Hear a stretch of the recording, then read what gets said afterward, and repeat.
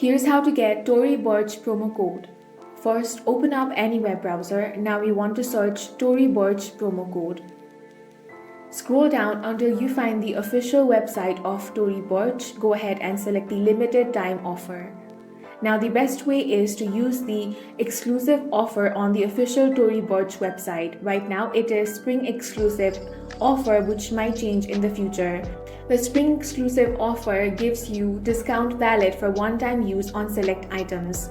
Remember that this is only valid on the toryburch.com, not valid at the Tory Burch stores or at Tory Burch outlets. The next way to get promo code is you simply want to click on the three lines at the top left corner of your screen. Here you will find the option of sale. Go ahead and select that. Now select the item that you want to purchase.